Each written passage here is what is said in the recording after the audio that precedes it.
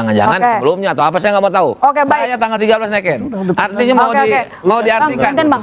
Itu restorasi. Mas Raji, jadi bagaimana ketika SP3 diterbitkan? Apakah ada tanda-tanda tidak ada? Jadi kalau dibilang Bang Ganden, Bang, sebentar dulu. Posisinya udah di depan masih bicara. Ya, pertama supaya ini tidak menjadi bola liar, kembalikan pada aturan hukum yang berlaku. Memang bola liar. Memang bola liar acaranya. Maka kita arahkan seperti itu, jadi bola liar. Yang kedua, sesuaikan dengan fakta yang ada, masalah, dan berikan solusi yang tepat. Faktanya adalah ada perkembangan tentang kasus dugaan ijazah palsu ini yang di SP3. Jadi sudah kita baca bahwa alasannya adalah demi hukum. Ya. Dan kita harus mengacu bahwa ini prosesnya penyidikan, dan dalam KUHAP yang baru, pasal 361 KUHAP itu, ketika perkara dalam proses penyidikan, penuntutan, maka penyelesaiannya menggunakan KUHAP yang lama. Tetapi secara material bahwa nanti menggunakan KUHP yang baru, kecuali yang menguntungkan atau meringankan bagi seorang terdakwa. Jadi clear di situ. Maka kalau kita mengacu pada konteks keadilan restoratif, pada dasarnya kan bergeseran dari keadilan retributif menjadi keadilan restoratif, di mana pada dasarnya adalah sebuah musyawarah untuk mencapai kesepahaman antara pelaku dengan korban untuk memulihkan korban tadi itu. Ya tentunya salah satu instrumennya adalah jika merasa dicemarkan nama baiknya, merasa difitnah, maka kemudian ada instrumen untuk permohonan maaf.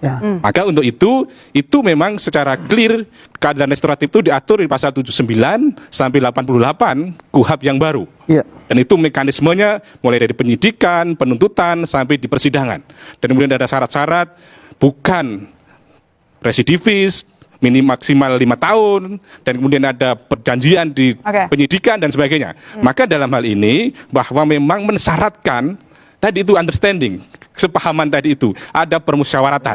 Maka dalam hal ini sebetulnya sudah terpenuhi alasan berhenti demi hukum. Demi hukum itu tadi Pak Jenderal mengatakan salah satunya kalau delik aduan, maka pengadunya adalah mencabut. Mungkin juga karena daluarsa, karena meninggal dunia, yaitu nebis in idem, maka demi hukum ini sudah dihentikan. Maka alasan dihentikan perkara ini SP3-nya demi hukum karena adanya keadilan restoratif. Mestinya diperjelas lagi keadilan restoratif karena adanya pencabutan aduan dari pihak pelapor. Tadi persoalannya adalah Bang Damai ini tidak orang yang dilaporkan, tapi kemudian sebetulnya keadilan restoratif ini seperti apa? Apakah ada pencabutan demi hukum yang mana sebetulnya? Ini yang mendalam adalah yang perlu diuji demi hukum yang mana. Penjabarannya adalah demi hukum keadilan restoratif. Nah, keadilan restoratif antara siapa dengan siapa? Nah, ini yang sebetulnya menarik. Tetapi persoalannya adalah bahwa perkara ini sebetulnya adalah nanti lebih baik Bang Resmon tadi itu sampai ke pengadilan. Supaya apa? Tidak sekedar saling memaafkan, tetapi yang paling mendasar adalah bagaimana kebenaran yang sebenar-benarnya terungkap. Bagaimana kedoliman tidak terjadi kelaziman. Bagaimana akhirnya penonton tidak kecewa. Tetapi kemudian kita bukan senang kita ada berperkara, tetapi masyarakat menunggu kebenaran yang sebenar-benarnya. Kembali lagi bersama saya di channel ini. Mari kita melihat tanggapan netizen di bawah ini mengenai isunya palsu ijazah Jokowi. Bukan hanya pengacara Jokowi, tapi pengacara Telmu juga tidak akan laku kecuali orang yang gak waras yang memakainya. Wajib hukumnya bagi pengacara harus tebal muka, karena tuntutan pekerjaan yang menghadapkan kemenangan perkara bukan kebenaran. ERT pantang mundur, banyak dukungan yang jadi pecundang, biarkan. Dahulu dan Egy Sujana tidak punya pendirian, jadi penakut dengan pembohong besar. Di akhir zaman banyak pengikut dajjal, pendusta, pengkhianat perusahaan negara. Hai termul bertobat sebelum ajal dan ajab Allah. Semua aturan dan KUHAP dirubah biar Jokowi aman. Jangan percaya Egy, sakit disebut sulit dipercaya. Lanjutkan saja Mas Roy, jangan ada minta atau mau damai sama ijazah palsu ini. Mantap, lanjutkan. Hukum rusak selama Jokowi. Guru besar ini bicara jujur dan sangat tepat sekali. Makanya kalau berlari jangan langsung ngegas, jadi melohai sebelum nyampe. Maju terus ERT, rakyat pasti mendukung kalian. Pemenang itu akan ditentukan pada akhir dari sebuah pertandingan. Dan kebenaran itu dilaksanakan sang surya biar dibalik awan, tapi tetap bersinar juga. Ijazah nggak penting, yang penting skill, ada kompetensi, keahlian.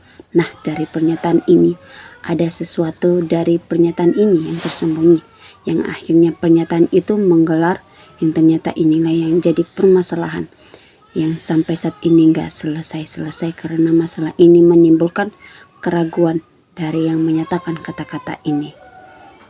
Pengacara Jokowi, pengacara ular kadut. Ijazah salah tetap dibela pengacara ular kadut, buta mata, buta hati, buta akhlak. Mulyono minta damai berarti ijazah palsu supaya tidak terungkap. Kajian DHL sekarang sudah nggak ada wibawa lagi. Ayo Bang Rismon, dukung, pantang mundur, terus berjuang, suarakan kebenaran demi rakyat Indonesia untuk membongkar kebusukan Jokowi, sekeluarga, dan ternak-ternaknya. Sayangnya, Egy seorang yang punya pendirian payah. Pengacara Jokowi ke depan tidak akan laku. Apa Jokowi nggak pernah tahu sejarah Filipina Ferdinand Marcos tahun 80-an? Tapi ini Indonesia Raya, tolong jujur ke rakyatmu. Jokowi tukang ijazahmu. Tak ada alasan SP3 demi hukum dan keadilan RI negara hukum. Instrumen tak perlu minta maaf. Saya tamatan SMA dan anak SD melihat foto ijazah sarjana Jokowi adalah foto orang lain. Keadilan penjabat yang menjijikan, penipu. Maaf, boleh bukan level sarjana. Nilai IPK kurang dari 2 berarti di DO dapat ijazah dari Jokowi. Kata Pak Betul, ijazah dari pasar pramuka. Daripada nggak bisa berobat ke luar negeri, terpaksa menyerah, bertekuk lutut di bawah etika ke Jokowi. Berdamai dengan Jokowi demi untuk berobat ke Singapura atau Malaysia atau Jepang.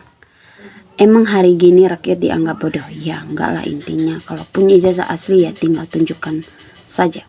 Emang ijazah UGM dianggap aib. Andaikan ijazah Jokowi itu terbukti memang palsu, bukan main oknum yang bernama Jokowi tersebut. Bayangkan 286 juta lebih penduduk negeri ini dia kadalin sekalian lama dengan segala caranya. Konyolnya lagi masif yang mencap bahwa rakyat termasuk gue sudah pintar-pintar mau digondol kemana, rasa malu kita ini. Dengerin tuh para termo. Udah jelas foto udah beda. Pejuang kebenaran itu maju terus sampai ketok palu pengadilan. Pejuang keuangan akan mundur sebelum ketok palu pengadilan sambil menunggu pencairan. Pak Roy yang sudah jadi termol biarkan saja. Mulutnya juga akan seperti termol. Jokowi itu seharusnya nongol di persidangan. Jelaskan saja kepada publik sehingga selesai sudah. Kalau asli ya asli dan kalau tidak asli ya tidak asli. Selesai perkara. Gitu aja kok repot. Rakyat semakin bingung dengan sikap Jokowi yang seharusnya tinggal menikmati hidup. Dan Hul munafik dan pengkhianat, mengorbankan keimanan karena takut dipenjara. Alasan sakit adalah alasan yang dibuat-buat. Padahal awalnya mereka yang lebih bernafsu mengobarkan kasus ijazah palsu, tapi di ujungnya keok the seri. Yang masih buat-buat honor masalah ijazah Jokowi itu sebaiknya ditangkap aja atau diculik agar aman. Kalau memang demi hukum tapi untuk melindungi kejahatan seorang yang sudah buat kejahatan berat salah, mending gak usah ada undang-undang. Lihat kualitas dan para termol dari segi berbicara mirip orang baru belajar. Value retorika. Maklum Yakum Hasibuat masih belajar masalah hukum sebagai pengacara Jokowi. Itu juga karena bapaknya aja si otak. Negara lain sudah bikin inlukir, kita masih urusan ijazah palsu gak tuntas. Bodoh atau gimana guys? Egy, kok cuman segitu sekarang jadi pecundang? Mukidi pernah bilang ijazah tidak penting amat, yang dibutuhkan skill. Ternyata maksudnya Jokowi skill membohongi, menipu, skill mengatur para penjabatnya untuk setor besar tapi tersembunyi dan aman. Hukum punya Jokowi aja. Mutusin hukum dari rumah apa karena lawyernya anak otak. Ijazahnya cucunya Firaun, ya sudah banget diadilinya. Ternak-ternaknya cucu Firaun banyak banget sih. Jika memang Pak Jokowi memiliki ijazah tersebut, tentunya ijazah itu ada dan dengan mudah ditunjukkan dan diperhatikan keberadaannya. Jika Pak Jokowi memang tidak memiliki ijazah UGM tersebut, maka apakah akan dibuktikan dan ditunjukkan karena ijazah itu enggak ada? Gak masalah SP3 dengan syarat ijazah ditunjukkan jika yang di media 100% palsu. Guru besar dibayar berapa sama Roy? Oplok-oplok ceret. Jokowi payah 1001 macam caranya ngelek. Lebih baik kasus ijazah Jokowi ditutup saja, nggak akan selesai. Lebih baik Jokowi usut masalah korupsi Nadiem M dan Yot yang melibatkan nama Jokowi. Apakah MA, KPK, kepolisian dan presiden berani menyeret Jokowi? Rakyat masih tidur kalau rakyat dan mahasiswa bergerak, tahu rasa. Ya, di sini kita sudah melihat tanggapan-tanggapan netizen di bawah ini mengenai isu palsunya Jokowi ijazah yang belum kelar-kelar. Mari teman-teman kita memberi tanggapan-tanggapan di bawah ini. Mari kita saling bertukar komentar di bawah ini. Salam NKRI, harga mati.